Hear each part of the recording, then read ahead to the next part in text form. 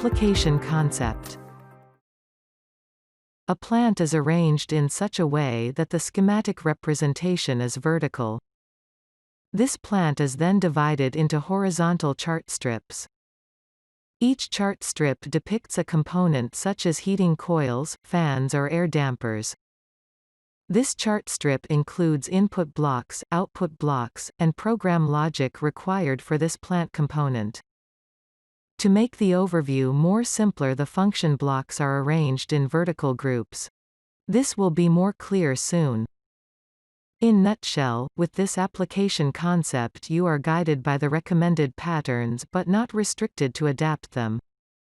Let's see how the sample plant Hello World looks in the programming editor. You can see how the chart strips of this plant can be divided. If we go one step further, you can see all the objects and how they are grouped. The inputs are on the left. The control functions in the center. And the outputs are on the right. Let's see the details of different function blocks. Inputs.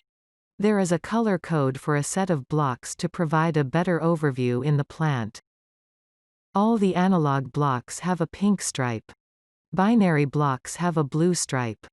And the multistate blocks have a yellow stripe. The icon for an input is an arrow coming inwards. The block header shows the description text and function block type. To connect an input to the chart logic, the present value pin can be used.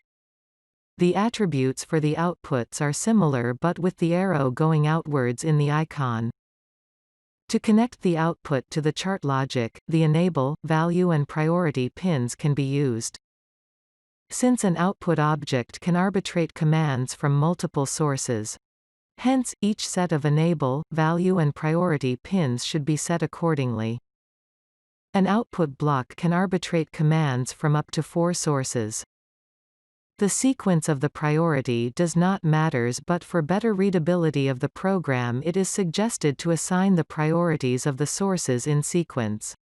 And, to check which source wins, you can check the present value and present priority of the block.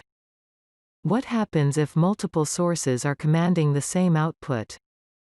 In this example, the PID controller is commanding the output with priority 15.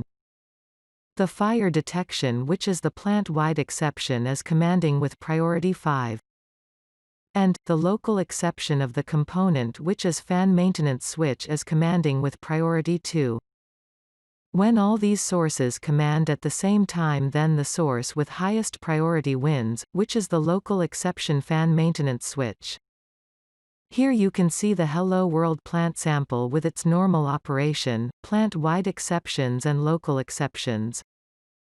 Please note that, not all outputs need same kind or same amount of sources.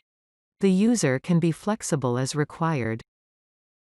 All the BACnet objects are visible in the plant view. As a counterpart of BACnet objects in the program, we have the exchange function blocks, also called XFBs. They could be represented by the icon with arrow going in or out.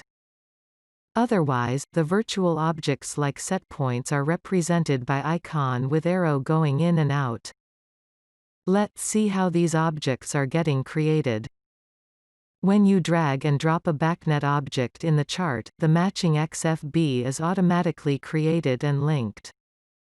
You can use the context menu for a pin to read it from BACnet. Here the matching BACnet object is created and linked.